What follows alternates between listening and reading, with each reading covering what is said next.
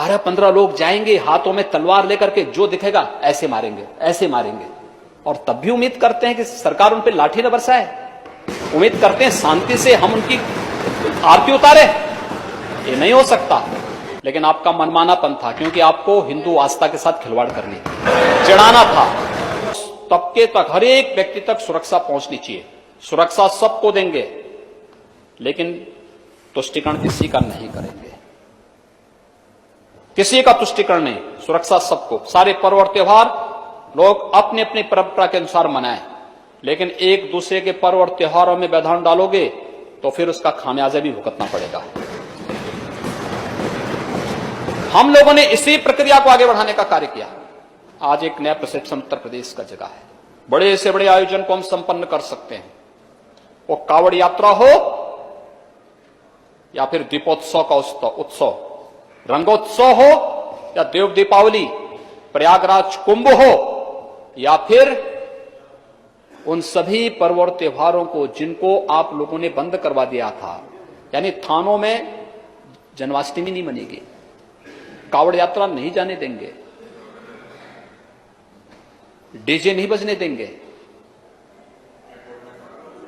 कोई कोर्ट ने, आपके समय कोर्ट का आदेश था, हमारे समय क्यों नहीं कोर्ट का आदेश लागू हो पाया? कोर्ट का आदेश तो हमने लागू कराया। कोर्ट का आदेश, कोर्ट ने कहा है डीजे बजाने पर कहीं कोई प्रतिबंध नहीं होना चाहिए, कोई आदेश नहीं था। लेकिन आपका मनमानापन था, क्योंकि आपको हिंदू आस्था के साथ खिलवाड़ करनी थी, चिढ़ाना था। क्योंकि आपको कावड़ जो भक्त थे उनकी ड्रेस से एक चिढ़ थी। हमने कहा कोई भेदभाव नहीं होगा। और आप देखे होंगे, यह उदाहरण है, 25 करोड़ श्रद्धालु प्रयागराज कुंभ में आए थे, और 25 करोड़ श्रद्धालु में एक ठेला वाला भी नहीं कह सकता कि किसी श्रद्धालु ने किसी ठेले वाले से जबरन एक मूंगफली का दाना भी ले लिया हो। कोई नहीं बोल सकता, कोई नहीं बोल सकता। गाजियाबाद से हरिद्वार के बीच 4 करोड़ कावड़ यात्री निकलते हैं।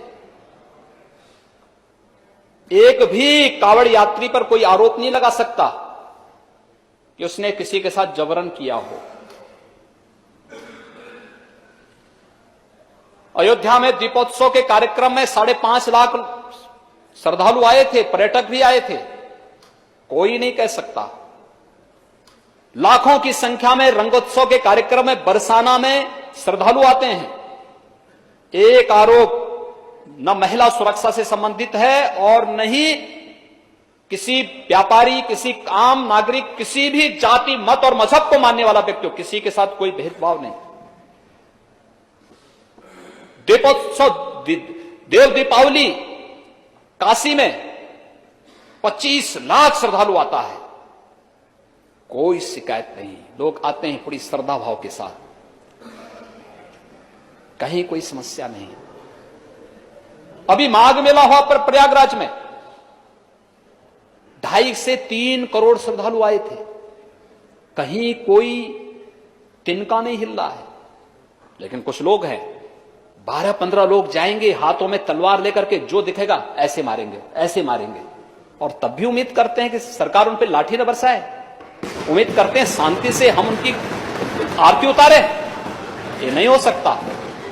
कानून को हाथ में लेने की छूट नहीं देंगे किसी को, कानून सुरक्षा सबको देगा, लेकिन कानून के साथ कानून को खिलवाड़ करने की छूट किसी को हम नहीं देंगे। और इसीलिए हम कहने के लिए आए हैं, इसीलिए कह रहे हैं, हम सुरक्षा का वातावरण दे रहे हैं प्रदेश के अंदर। और महोदय, में इसीलिए हमें इस बारे में आपसे स्पष्ट करना है, प्रदेश के अंदर जो एक बेहतर वातावरण बनाने का प्रयास हुआ है, वह बेहतर वातावरण को ही आगे बढ़ाने की प्रक्रिया का परिणाम है कि प्रत्येक दिशा में प्रदेश का परसेप्शन तेजी के साथ आगे बढ़ा है। आज उत्तर प्रदेश के प्रति एक विश्वास जगा है। मैं इस बात को कह सकता हूं, भाई मैं एक मुख्यमंत्री हूं, लेकिन एक सामान्य सदस्य भी देश के अंदर कहीं जाएंगे। आज से 3 वर्ष पहले प्रदेश के बारे में परसेप्शन क्या था, आपके बारे में लोग क्या सोचते थे, आज आप जाएंगे, आप सत्ताधारी दल के हों, केवल उत्तर प्रदेश विधानसभा का सदस्य हों, इस नाम से ही आपको पूरे देश के अंदर सम्मान मिलना प्रारंभ होगा। यह है प्रदेश का परसेप्शन। प्रदेश के बारे में लोगों की धारणाएं बदली है, उस धारणा का बजट है ये। ये बजट केवल सरकार का नहीं है, प्रदेश के इस धारणा का बजट है जिसको चेंज करने के लिए प्रयास प्रारंभ हुए हैं, शुरू से प्रारंभ हुए हैं। आपका सत्ता का हो विपक्ष का हो सकता सबका हमेशा आपकी मनोकामना पूर्ण होती रहे, आप वहां रहें, लेकिन ये सहमति के जो स्वर हमने आगे बढ़ाने प्रारंभ किए हैं। हमने कभी नहीं कहा तो प्रॉपर्टी की वसूली भी करेंगे। हमने इसी बात को कहा, हमने कहा सबको स्वतंत्रता है, सरकार संवाद बनाने में विश्वास करती है, संवाद की भाषा में विश्वास करती है, लोकतांत्रिक अधिकार किसी के सरकार नहीं लेने जा रही है, हर व्यक्ति लोकतांत्रिक तरीके से अपने कार्यक्रमों को आयोजित कर सकता है, लेकिन लोकतांत्रिक अधिकारों की आड़ में आगजनी करने की छूट सरकार नहीं देगी, तोड़फोड़ करने की छूट सरकार नहीं देगी, और जिसने किया है उससे वसूली भी करेगी। अध्यक्ष जी, हमने इसी बात को लेकर कहा है, हमने इसी चीज को लेकर कहा है। आखिर नागरिकता संशोधन कानून को लेकर के इतना बड़ा बवाल क्यों? नहीं, मैं यही तो पूछ रहा हूं आप लोगों से, आप लोग जो समर्थक बैठे मैं आपसे पूछना चाहता हूं, मैं यही पूछना चाहता हूं, आखिर देश की छवि को खराब करके आप क्या प्राप्त करना चाहते हैं? आखिर देश की छवि को खराब करके आप पाना क्या चाहते हैं? देश की छवि में ये आगजनी करके, तोड़फोड़ करके, निर्दोष लोगों को निशाना बना करके आखिर ये सब चीजें आप पाना क्या, इसके माध्यम से साबित क्या करना चाहते हैं? देखिए, एक बात को नोट कर लें, और मैं इस चीज को किसी गलतफहमी के शिकार होंगे, एक कयामत का दिन कभी नहीं आने वाला है, कभी नहीं आने वाला है। अगर गलतफहमी के शिकार हो गए होंगे कि कानून को बंधक बना करके आप लोग अपने अनुसार चलाएंगे, ये नहीं हो पाएगा, कभी नहीं हो पाएगा। हम सुरक्षा सबको देंगे, लेकिन अगर कोई गलतफहमी का शिकार है कि तोड़फोड़ करके, आगजनी करके, व्यापारिक प्रतिष्ठानों में लूटपाट करके वह किसी गलतफहमी का शिकार हो चुका हो, तो उस गलतफहमी को हम बहुत अच्छे ढंग से समाधान भी कर सकते हैं। और इसलिए सीएए के नाम पर विरोध प्रदर्शन अनावश्यक है।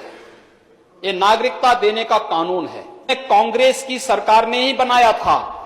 इसमें केवल एक संशोधन किया है, 11 वर्ष की बजाय 5 वर्ष की समय सीमा कर दी गई, और उस सबके बावजूद वो बनाए व्यवस्था पैदा करके जिस प्रशासनिक मशीनरी को डेवलपमेंट के कार्य के साथ जोड़ना चाहिए था, आज आप लोग उसको जबरदस्ती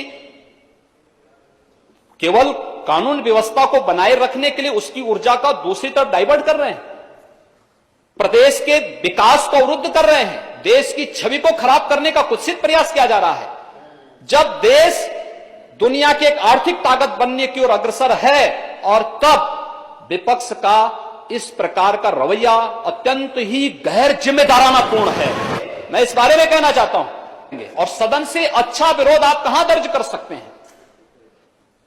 रोज ही एक ही मुद्दे को, लेकिन प्रदेश के अंदर 23 करोड़ जनता की सुरक्षा प्रदेश के अंदर, और उत्तर प्रदेश में भारत की संप्रभुता के प्रति, भारत के संप्रभुता के प्रति हमारा दायित्व है, पहला दायित्व नेशन फर्स्ट। हम उस बात को मानने वाले लोग हैं।